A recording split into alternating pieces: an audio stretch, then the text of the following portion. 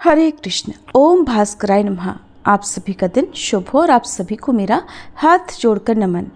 प्रिय श्रोताओं, आज ज्येष्ठ मास के कृष्ण पक्ष की द्वादशी तिथि है। आज दिनांक है 24 मई और दिन है शनिवार। आज ज्येष्ठ मास का 12वां दिन है और आज आयुष्मान योग दोपहर 3:01 तक रहेगा और बाद में सौभाग्य योग प्रारंभ हो जाएगा। ये बहुत ही शुभ योग हैं जिनमें आप मनोकामना पूर्ति के लिए चाहे तो कोई उपाय या पूजा पाठ या दान आदि दे सकते हैं। श्रोताओं, ज्येष्ठ मास की ये पावन यात्रा अब उस मोड़ पर आ गई है जहाँ केवल नियम नहीं बल्कि भीतर की सच्ची भक्ति ही मार्गदर्शक बनती है। 12वां दिन एक ऐसा दिन है जो मन की चंचलता को त्याग कर भगवान के चरणों में पूर्ण समर्पण करना सिखाता है। इस दिन की कथा हमें बताती है कि भगवान तक पहुंचने के लिए साधन से ज़्यादा साधना की भावना जरूरी होती है। ये व्रत केवल एक कर्म नहीं बल्कि आत्मा की पुकार है जो हर जप, हर उपवास और हर भावना में भगवान को ढूंढती है। प्रिय श्रोताओं, आज का अध्याय शुरू करने से पहले हम सभी मिलकर माँ गंगा से प्रार्थना करें। हे माँ गंगे, आप त्रिलोकों को पवित्र करने वाली भगवती विष्णुपदी, शिव जी की जटाओं में लहराने वाली कल्याणी हो। आपकी एक बूंद से पापों का नाश होता है। आपके दर्शन मात्र से जन्म जन्मांतर के दोष मिट जाते हैं। हे माँ गंगे, हम सबके जीवन में जो भी दुख, पाप, कष्ट, रोग, दरिद्रता और क्लेश हैं, कृपा कर अपनी निर्मल धारा से उन्हें बहा दो। हमारे हृदय को शुद्ध करो, विचारों को पावन बनाओ और मोक्ष की राह दिखाओ। हे गंगे माँ, आपकी शरण में आकर हम सभी आपसे करुणा की याचना करते हैं। हे पापहारिणी, कृपा कर हमें अपने चरणों में स्थान दो और हमारे जीवन को पुण्यमय बना दो। सभी प्रेम से बोलिए गंगे मैया की जय। अब आज के अध्याय का शुभारंभ करेंगे दशरथ कृत शनि स्तोत्र और शनिदेव की कथा के साथ। जिनके शरीर का वर्ण कृष्ण नील तथा भगवान शंकर के समान है, उन शनिदेव को नमस्कार है। जो जगत के लिए कालाग्नि और कृतांत रूप हैं, उन शनैश्चर को बारंबार नमस्कार है। जिनका शरीर कंकाल जैसा मांसहीन तथा जिनकी दाढ़ी मूछ और जटा बड़ी हुई है, उन शनिदेव को नमस्कार है। जिनके बड़े बड़े नेत्र, पीठ में सटा हुआ पेट और भयानक आकार है, उन शनैश्चर देव को नमस्कार है। जिनके शरीर का ढांचा फैला हुआ है, जिनके रोएं बहुत मोटे हैं, जो लंबे चौड़े किंतु सूखे शरीर वाले हैं और जिनकी दाढ़ें काल रूप हैं, उन शनिदेव को बारंबार प्रणाम है। हे शनैः, आपके नेत्र कोटर के समान गहरे हैं। आपकी ओर देखना कठिन है। आप घोर रौद्र, भीषण और विकराल हैं। आपको नमस्कार है। वलीमुख, आप सब कुछ भक्षण करने वाले हैं। आपको नमस्कार है। सूर्य नंदन, भास्कर पुत्र, अभय देने वाले देवता, आपको प्रणाम है। नीचे की ओर दृष्टि रखने वाले शनिदेव, आपको नमस्कार है। संवर्तक, आपको प्रणाम है। मंद गति से चलने वाले शनैश्चर, आपका प्रतीक तलवार के समान है। आपको पुनः पुनः प्रणाम है। आपने तपस्या से अपनी देह को दग्ध कर लिया है। आप सदा योगाभ्यास में तत्पर, भूख से आतुर और अतृप्त रहते हैं। आपको सदा सर्वदा नमस्कार है। ज्ञान नेत्र, आपको प्रणाम है। काश्यप नंदन, सूर्यपुत्र शनिदेव, आपको नमस्कार है। आप संतुष्ट होने पर राज्य दे देते हैं और रुष्ट होने पर उसे तत्काल हर लेते हैं। देवता, असुर, मनुष्य, सिद्ध, विद्याधर और नाग, ये सब आपकी दृष्टि पड़ने पर समूल नष्ट हो जाते हैं। देव, मुझ पर प्रसन्न होइए। मैं वर पाने के योग्य हूँ और आपकी शरण में आया हूँ। बोलिए शनिदेव भगवान की जय। एक बार की बात है कि सभी नवग्रहों में, जिनमें सूर्य, चंद्र, मंगल, बुध, बृहस्पति, शुक्र, शनि, राहु और केतु में विवाद छिड़ गया कि इन सब में बड़ा कौन है।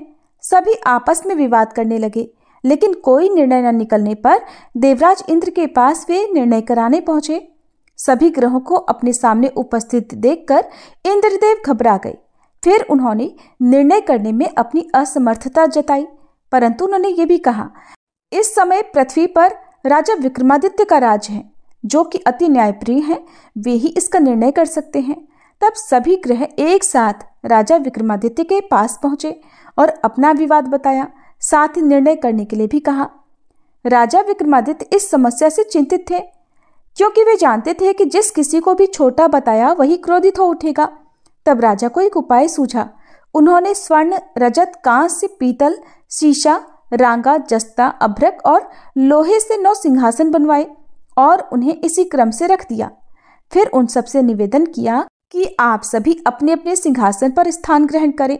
जो भी अंतिम सिंहासन पर बैठेगा वही सबसे छोटा होगा। इसके अनुसार लौह सिंहासन सबसे बाद में होने के कारण शनिदेव सबसे बाद में बैठे तो वही सबसे छोटे कहलाए। अब शनिदेव को लगा कि राजा ने ऐसा जानबूझकर किया है, तो वह क्रोध में आकर राजा विक्रमादित्य से बोले, राजा तू मुझे नहीं जानता। सूर्य 1 राशि में 1 महीना, चंद्रमा 2.25 दिन, मंगल 1.5 महीना, बृहस्पति 13 महीने, बुध और शुक्र 1-1 महीने विचरण करते हैं, लेकिन मैं 2.5 से 7.5 साल तक रहता हूँ। बड़े बड़ों का मैंने विनाश किया है। श्री राम की 7.5 आई तो उन्हें वनवास हो गया। रावण की आई तो उसकी लंका को वानरों की सेना से हारना पड़ा। अब तुम सावधान होकर रहना। ऐसा कहकर कोपित हुए शनिदेव जी वहां से चले गए और तब अन्य ग्रह भी खुशी खुशी चले गए। कुछ समय बाद राजा की 7.5 आई। तब शनिदेव घोड़ों के सौदागर बनकर वहां आए। उनके पास कई सारे बढ़िया घोड़े थे। राजा ने यह समाचार सुनकर अपने अश्वपाल को अच्छे घोड़े खरीदने की आज्ञा दी। उसने कई अच्छे घोड़े खरीदे और एक सर्वोत्तम घोड़े को राजा की सवारी करने दे दिया। अब जैसे ही राजा उस घोड़े पर सवार हुए, वह घोड़ा सरपट वन की ओर भागा और घने जंगल में पहुंचकर वह अंतर्ध्यान हो गया। अब राजा भूख प्यास से भटकते रहे। तब एक ग्वाले ने उन्हें पानी पिलाया। राजा ने प्रसन्न होकर उसे अपनी अंगूठी दी और वह अंगूठी देकर राजा अपने नगर को चल पड़े। वहां उन्होंने अपना नाम उज्जैन निवासी वीका बताया और वहां उन्होंने एक सेठ की दुकान में रुककर जलपान किया। कुछ देर रुककर आराम भी किया। भाग्यवश उस सेठ की उस दिन खूब बिक्री हुई। अब सेठ रूप बदले हुए राजा विक्रमादित्य को अपने साथ अपने घर ले गया। वहां पर राजा ने खूंटी पर देखा कि एक हार टंगा हुआ है जिसे खूंटी निगल रही है। देखते ही देखते थोड़ी देर में पूरा हार गायब हो गया। तब सेठ ने वापस आने पर देखा कि हार तो गायब है। सेठ ने समझा कि वीका ने ही उसे चुराया है। फिर तो सेठ ने कोतवाल के पास उन्हें पकड़वा दिया। अब उस नगर के राजा ने भी राजा विक्रमादित्य को चोर समझकर उनके हाथ पैर कटवा दिए और नगर के बाहर फेंकवा दिया। वहां से एक तेली निकल रहा था जिसे दया आई और उसने वीका को अपनी गाड़ी में बिठाया। वह अपनी जीभ से बैलों को हाँकने लगा। उस समय तक राजा की शनि दशा समाप्त हो गई। वर्षा ऋतु आने पर राजा मल्हार गाने लगे। राजा जिस नगर में थे वहां की राजकुमारी मनभावनी को उनका गाना इतना पसंद आया कि उसने मन ही मन प्रण कर लिया कि वह उस राग गाने वाले से ही विवाह करेगी। राजकुमारी ने दासी को राग गाने वाले को ढूंढने भेजा। तब दासी ने बताया कि वह तो एक चौरंगिया अर्थात अपाहिज है, परंतु राजकुमारी नहीं मानी। अगले ही दिन वह भूख प्यास त्याग कर अनशन पर बैठ गई कि विवाह करेगी तो उसी से करेगी। बहुत समझाने पर भी जब राजकुमारी नहीं मानी तो राजा ने उस तेली को बुला भेजा और विवाह की तैयारी करने को कहा। फिर तो उसका विवाह राजकुमारी से हो गया। तब एक दिन सोते हुए स्वप्न में शनिदेव ने राजा को दर्शन देकर कहा कि राजन, देखा तुमने मुझे छोटा बताकर कितना दुख झेला है। तब राजा ने उनसे क्षमा मांगी और प्रार्थना करते हुए कहा, हे शनिदेव, जैसा दुख मुझे दिया है किसी और को मत दीजिएगा। तब शनिदेव मान गए और कहा कि जो मेरी कथा और व्रत करेगा उसे मेरी दशा में कभी कोई दुख नहीं होगा। जो व्यक्ति रोज मेरा ध्यान करेगा और चींटियों को आटा डालेगा उसकी भी सभी मनोकामनाएं पूर्ण होंगी। और ऐसा कहकर शनिदेव ने राजा को हाथ पैर वापस कर दिए। इधर प्रातःकाल आंख खुलने पर राजकुमारी ने देखा तो वह बड़ी आश्चर्यचकित हुई। तब वीका अर्थात राजा विक्रमादित्य ने राजकुमारी को बताया कि वह उज्जैन के राजा विक्रमादित्य हैं। जानकर सभी अत्यंत प्रसन्न हुए। सेठ ने जब सुना तो वह राजा के पैरों पर गिरकर क्षमा मांगने लगा। राजा ने कहा कि ये तो शनिदेव का क्रोध था, इसमें किसी का कोई दोष नहीं। सेठ ने फिर भी निवेदन किया कि राजन, मुझे शांति तभी मिलेगी जब आप मेरे घर चलकर भोजन करेंगे। तब सेठ ने अपने घर तरह तरह के व्यंजनों से राजा का सत्कार किया। सभी ने देखा कि जो खूंटी हार निगल गई थी वही अब उसे उगल रही थी। सेठ ने अनेक मोहरे देकर राजा का धन्यवाद किया। इसके बाद राजा रानी को लेकर अपने राज्य वापस लौट आए, जहां पर उनका खूब धूमधाम से स्वागत किया गया। राजा विक्रमादित्य ने कहा कि उन्होंने शनिदेव को छोटा बताया था, लेकिन वे तो सर्वश्रेष्ठ हैं। तब से राजा विक्रमादित्य के राज्य में शनिदेव की पूजा और कथा रोज होने लगी। प्रेम से बोले शनिदेव महाराज की जय। अब सुनिए आज का महात्म्य। भगवान सूर्य जो कि संपूर्ण जगत के आदि हैं, मूल हैं, इसी कारण इनका एक नाम आदित्य भी है। देवराज इंद्र आदि देवता इन्हीं से उत्पन्न हुए हैं और देवताओं तथा जगत का संपूर्ण तेज भी इन्हीं का है। अग्नि में दी गई आहुति सूर्य नारायण को ही प्राप्त होती है, इसलिए आदित्य से ही वृष्टि उत्पन्न होती है। वृष्टि से अर्थात वर्षा से अन्न उत्पन्न होता है और अन्न से प्रजा का पालन होता है। ध्यान करने वाले लोगों के लिए ध्यान रूप और मोक्ष प्राप्त करने की इच्छा से आराधना करने वाले लोगों के लिए ये मोक्ष स्वरूप है। क्षण, मुहूर्त, दिन, पक्ष, मास, ऋतु, अयन, संवत्सर तथा युग की कल्पना सूर्य नारायण के बिना संभव ही नहीं है। काल नियम के बिना अग्निहोत्र आदि कर्म नहीं हो सकते। ऋतु विभाग के बिना पुष्प, फल तथा मूल की उत्पत्ति संभव नहीं है और उनके न रहने से तो संपूर्ण जगत के व्यवहार ही नष्ट हो जाएंगे। सूर्य नारायण के सामान्य 12 नाम इस प्रकार हैं: आदित्य, सविता, सूर्य, मिहिर, अर्क, प्रतापन, मार्तंड, भास्कर, भानु, चित्रभानु, दिवाकर और रवि। विष्णु, धाता, भग, पूषा, मित्र, इंद्र, वरुण, अर्यमा, विवस्वान, अंशुमान, त्वष्टा और पर्जन्य ये 12 आदित्य हैं। चैत्र आदि 12 महीनों में ये 12 आदित्य उदित रहते हैं। चैत्र मास में विष्णु, वैशाख मास में अर्यमा, ज्येष्ठ में विवस्वान, आषाढ़ में अंशुमान, श्रावण में पर्जन्य और भाद्रपद में वरुण, आश्विन में इंद्र, कार्तिक में धाता, मार्गशीर्ष में मित्र, पौष में पूषा, माघ में भग और फाल्गुन में त्वष्टा नाम के आदित्य तपते हैं। उत्तरायण में सूर्य किरणें वृद्धि को प्राप्त करती हैं और दक्षिणायन में वह किरणें वृद्धि घटने लगती है। इस प्रकार सूर्य किरणें लोकोपकार में प्रवृत्त रहती हैं। जैसे स्फटिक में विभिन्न रंगों के प्रविष्ट होने से वो अनेक वर्णों का दिखाई देता है, जैसे एक ही मेघ आकाश में अनेक रूपों का हो जाता है, और गुण विशेष से जैसे आकाश से गिरा हुआ जल भूमि के रस वैशिष्ट से अनेक स्वाद और गुणों वाला हो जाता है। जिस प्रकार एक ही अग्नि ईंधन भेद के कारण अनेक रूपों में विभक्त हो जाती है, और जैसे वायु पदार्थों के संयोग से सुगंधित और दुर्गंध युक्त हो जाती है, जैसे ग्रहाग्नि के अनेक नाम हो जाते हैं, उसी प्रकार एक सूर्य नारायण ही ब्रह्मा, विष्णु और शिव आदि अनेक रूप धारण करते हैं। इसलिए इनकी भक्ति अनेक प्रकार से करनी चाहिए। इस प्रकार जो सूर्य नारायण को जानता है वह रोग तथा पापों से शीघ्र ही मुक्त हो जाता है। पापी पुरुष की सूर्य नारायण के प्रति भक्ति कभी नहीं होती। इसलिए हे सांब, तुम सूर्य नारायण की आराधना करो, जिससे तुम इस भयंकर व्याधि से मुक्त होकर सभी कामनाओं को प्राप्त कर लोगे। अब जानिए भगवान सूर्य के परिवार के बारे में। सुमंतु मुनि कहने लगे, हे राजन, सांब ने नारद जी से पुनः पूछा, हे महामुने, आपने भगवान सूर्य नारायण की अत्यंत आनंदप्रद महात्म्य का वर्णन किया, जिससे मेरे हृदय में उनके प्रति दृढ़ भक्ति उत्पन्न हो गई। अब आप भगवान सूर्य नारायण की पत्नी महाभागा, राज्ञी और निक्षुभा तथा दिंडी और पिंगल आदि के विषय में भी बताइए। तब नारद जी कहने लगे, सांब, भगवान सूर्य नारायण की राज्ञी और निक्षुभा नाम की 2 पत्नियां हैं। इसमें से राज्ञी को द्यौ अर्थात स्वर्ग और निक्षुभा को पृथ्वी भी कहा जाता है।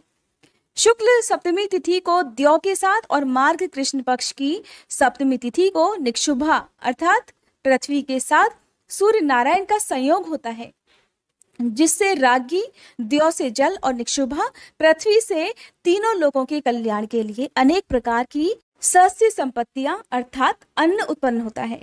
सस्य अर्थात अन्न को देखकर अत्यंत प्रसन्नता से ब्राह्मण हवन करते हैं। स्वाहाकार तथा स्वाधाकार से देवताओं और पितरों की तृप्ति होती है। जिस प्रकार रागी अपने दो रूपों में हुई और ये जिनकी पुत्री हैं तथा इनकी जो संतानें हुई उनका हम वर्णन करते हैं, इसे अब आप प्रेम पूर्वक सुनिए।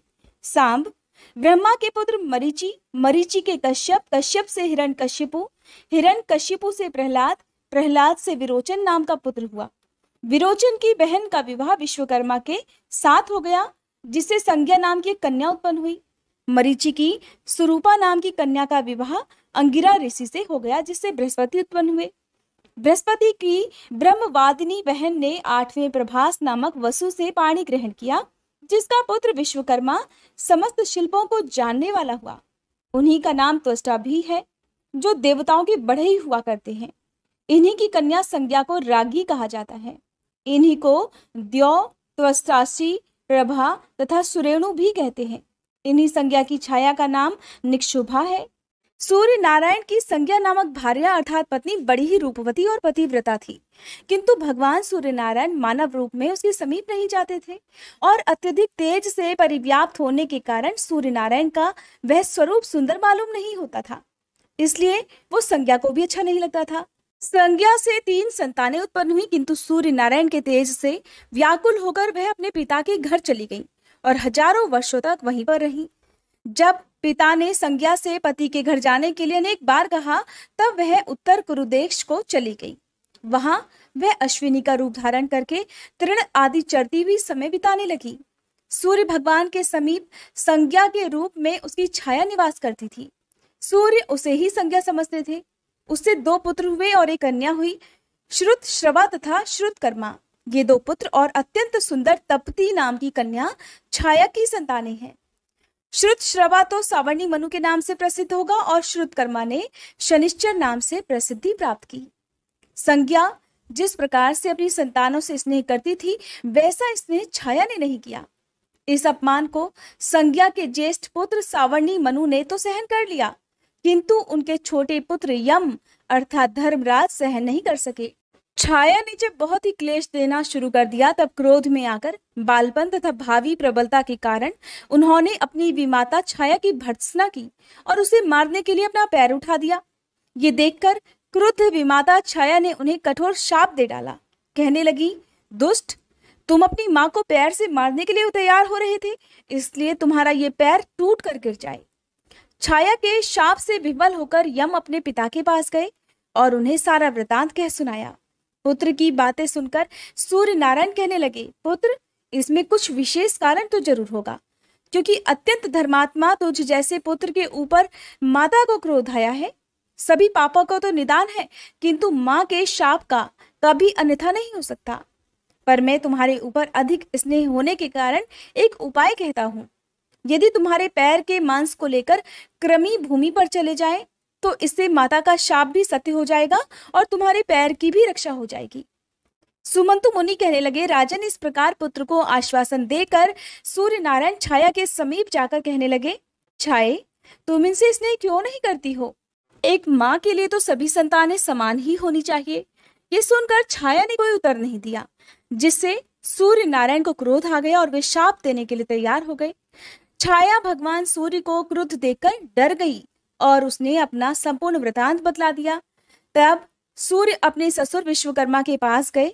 अपने जामाता सूर्य को क्रोधित देखकर विश्वकर्मा ने उनका पूजन किया तथा मधुर वचनों से उन्हें शांत किया और कहने लगे, देव, मेरी पुत्री संज्ञा आपके अत्यंत तेज को सहन न कर सकने के कारण वन को चली गई है और वह आपके उत्तम रूप के लिए वहां पर महान तपस्या कर रही है।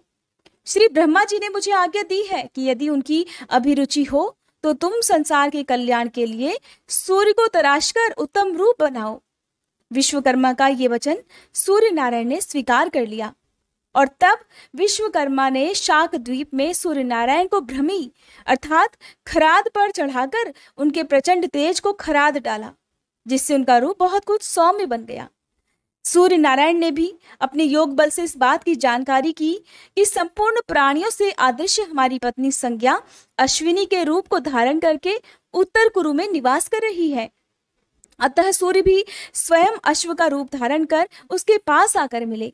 फलतः फिर बाद में अश्विनी से देवताओं के वैद्य जुड़वा अश्विनी कुमारों का जन्म हुआ, जिनके नाम है नासत्य और दस्र। इसके बाद सूर्य नारायण ने अपना वास्तविक रूप धारण किया। उस रूप को देखकर संज्ञा अत्यंत प्रीति से प्रसन्न हो गई और वह उनके समीप चली गई। फिर संज्ञा से रेवंत नाम का पुत्र उत्पन्न हुआ, जो कि भगवान सूर्य नारायण के समान ही सौंदर्य संपन्न था। इस प्रकार सावर्णी मनु, यम, यमुना, शनि, तपती, 2 अश्विनी कुमार, वैवस्वत मनु और रेवंत, ये सब सूर्य नारायण की संतानें हुई। यम की भगिनी यमी यमुना नदी बनकर प्रवाहित हुई। सावर्णी 8वें मनु होंगे। सावर्णी मनु मेरु पर्वत के पृष्ठ प्रदेश पर तपस्या कर रहे हैं। सावर्णी के भ्राता शनि एक ग्रह बन गए और उनकी भगिनी तपती नदी बन गई, जो विंध्यगिरि से निकलकर पश्चिमी समुद्र में जाकर मिल जाती है। और इस नदी में स्नान करने से बहुत ही पुण्य प्राप्त होता है। सौम्या नदी से तप्ती का संगम और गंगा नदी से वैवस्वती यमुना का संगम होता है। दोनों अश्विनी कुमार देवताओं के वैद्य हैं, जिनकी विद्या से ही वैद्यगण भूमि पर अपना जीवन निर्वाह करते हैं। सूर्य नारायण ने अपने समान रूप वाले रेवंत नामक पुत्र को अश्वों का स्वामी बनाया। जो मनुष्य अपने गंतव्य मार्ग के लिए रेवंत की पूजा करके प्रस्थान करता है, उसके मार्ग में कभी क्लेश नहीं होता, उसके मार्ग में कभी कोई संकट नहीं आता। विश्वकर्मा जी के द्वारा सूर्य नारायण को खराद पर चढ़ाकर जो तेज ग्रहण किया गया, उससे उन्होंने भगवान सूर्य की पूजा करने के लिए भोजकों को उत्पन्न किया। जो अमित तेजस्वी सूर्य नारायण की संतानोत्पत्ति की इस कथा को सुनता अथवा पढ़ता है, वह सभी पापों से मुक्त होकर अंत में सूर्य लोक को प्राप्त हो जाता है। हरे कृष्णा। आज के अध्याय में बस इतना ही। इसके आगे का वृतांत आप सभी आने वाले अध्याय में जरूर सुनिएगा। श्री रवि हरत हो घोरतम अगणित किरण पसारी, वंदन करूं तब चरणन में अर्घ देऊं जलधारी। सकल सृष्टि के स्वामी हो सचराचर के नाथ, निस्दिन होत तुमसे ही होवत संध्या प्रभात। जय भगवान सूरतमहारी, जय खगेश दिन कर शुभकारी।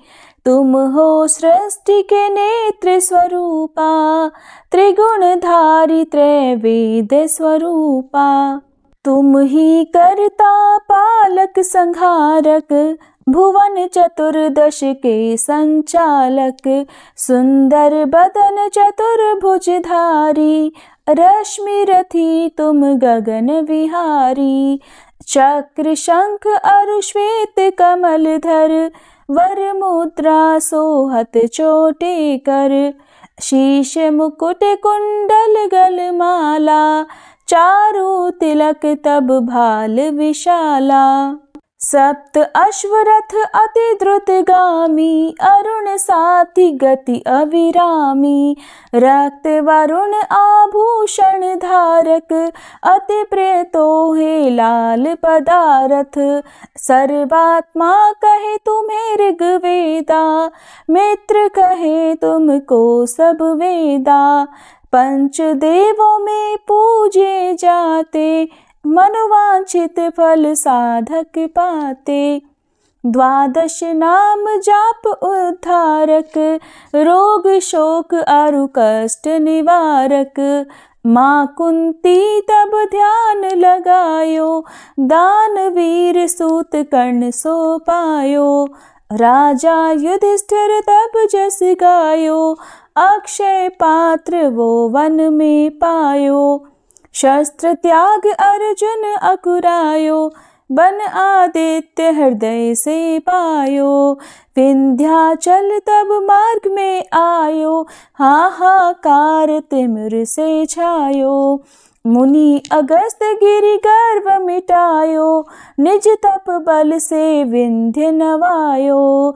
मुनि अगस्त तब महिमा गाई, सुमिर भये विजयी रघुराई। तोहे विरोक मधुर फल जाना, मुख में ली नहीं तोहे हनुमाना। तब नंदन शनिदेव कहावे, पवन के सूत शनि तीर मिटावे। यज्ञ व्रत स्तुति तुम्हारी कीन्ही, भेंट शुक्ल यजुर्वेद की दीन्ही। सूर्यमुखी खरितर तब रूपा, कृष्ण सुदर्शन भानु स्वरूपा। नमन तोहे ओंकार स्वरूपा, नमन आत्मा अरुकाल स्वरूपा। दिग दिगंत तब तेज प्रकाशे, उज्ज्वल रूप तुम्ही आकाशे। दश दिगपाल करत तब सुमिरन, अंजलि नित्य करत हैं अर्पण। त्रिविध ताप हरता तुम भगवन, ज्ञान ज्योति करता तुम भगवन। सफल बनावे तब आराधन, गायत्री जप सरल है साधन। संध्या त्रिकाल करत जो कोई, पावे कृपा सदा तब वोही। चित शांति सूर्यास्तक देव, व्याधि अपाधि सब हर लेवे। अष्टदल कमल यंत्र शुभकारी, पूजा उपासना तब सुखकारी। माघ मास शुद्ध सप्तमी पावन, आरंभ हो तब शुभ व्रत पालन। भानु सप्तमी मंगलकारी, भक्ति दायनी दोषणहारी। रविवासर जो तुमको ध्यावे, पुत्रादिक सुख वैभव पावे। पाप रूपी पर्वत के विनाशी, व्रज रूप तुम हो अविनाशी। राहु आन तब ग्रास बनावे, ग्रहण सूर्यता को लग जावे। धर्म दान तप करते हैं साधक, मिटत राहु तब पीड़ा बाधक। सूर्य देव तब कृपा कीजे, दीर्घ आयु बल बुद्धि दीजे। सूर्य उपासना कर नित ध्यावे, कुष्ठ रोग से मुक्ति पावे। दक्षिण दिशा तोरी गति जावे, दक्षिणायन वो ही कहलावे। उत्तर मार्गी तोरो रथ होवे, उत्तरायण तब वो कहलावे।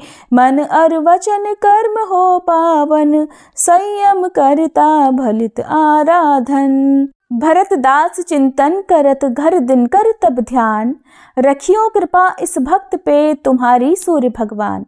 ओम जय सूर्य भगवान, जय हो दिनकर भगवान। जगत के नेत्र स्वरूपा, तुम हो त्रिगुण स्वरूपा। धरत सब ही तब ध्यान, ओम जय सूर्य भगवान। सारथी अरुण है प्रभु, तुम श्वेत कमल धारी। तुम चार भुजाधारी, अश्व है सात तुम्हारे। कोटि किरण पसारे, तुम हो देव महान। ओम जय सूर्य भगवान। उषा काल में जब तुम उदयाचल आते, सब तब दर्शन पाते। फैलाते उजियारा, जागता तब जग सारा। करे सब तब गुणगान, ओम जय सूर्य भगवान। संध्या में भुवनेश्वर अस्ताचल जाते। गोधन तब घर आते, गोधूली बेला में। हर घर हर आंगन में, हो तब महिमा गान। ओम जय सूर्य भगवान। देव दनुज नर नारी, ऋषि मुनिवर भजते। आदित्य हृदय जपते, स्तोत्र ये मंगलकारी। इसकी है रचना न्यारी, दे नव जीवन दान। ओम जय सूर्य भगवान। तुम हो त्रिकाल रचयिता, तुम जग के आधार। महिमा तब अपरंपार, प्राणों का सिंचन करके। भक्तों को अपने देते, बल बुद्धि और ज्ञान। ओम जय सूर्य भगवान। भूचर जलचर खेचर, सबके हो प्राण तुम्ही। सब जीवों के प्राण तुम्ही। वेद पुराण बखाने, धर्म सभी तुम्हें माने। तुम ही सर्वशक्तिमान, ओम जय सूर्य भगवान। पूजन करती दिशाएं पूजे दश दिक्पाल, तुम भुवनों के प्रतिपाल। ऋतुएं तुम्हारी दासी, तुम शाश्वत अविनाशी, शुभकारी अंशुमान। ओम जय सूर्य भगवान। ओम जय सूर्य भगवान। जय हो दिनकर भगवान। जगत के नेत्र स्वरूपा, तुम हो त्रिगुण स्वरूपा, धरत सब ही तब ध्यान। ओम जय सूर्य भगवान। ओम जय सूर्य भगवान।